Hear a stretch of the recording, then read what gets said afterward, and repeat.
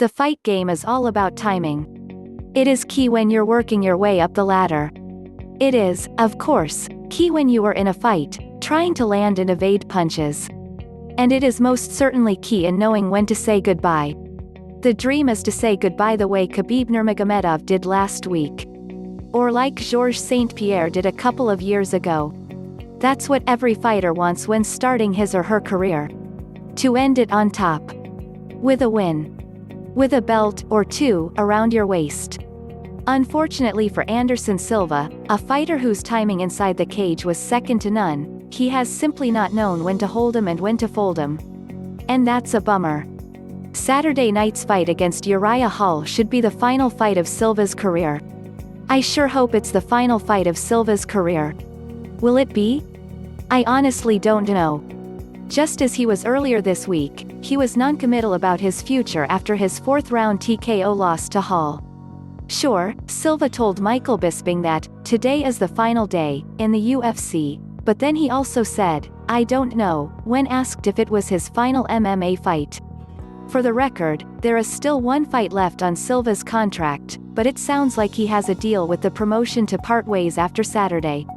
However, when I asked him on Wednesday whether he would be interested in continuing to fight outside the UFC, he certainly seemed open to it.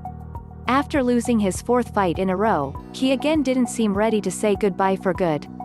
That's a shame because there is no denying that the longer fighters stick around, the more fights they lose, the more it hurts their legacy. Just ask BJ Penn.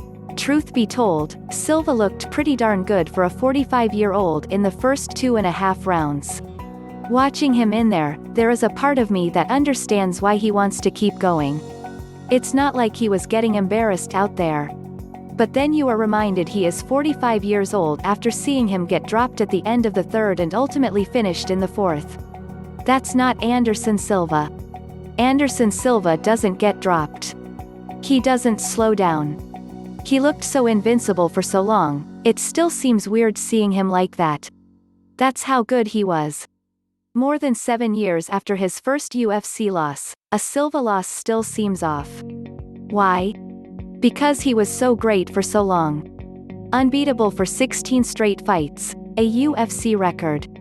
On many of those nights, he looked like the greatest fighter in UFC history. What a run it was. Remember, Silva had 21 pro fights on his record when he debuted in the UFC as an almost 31-year-old back in 2006. He was a former Cage Rage and Shooto champion, as well as a Pride veteran. When he entered the UFC, the timing was right.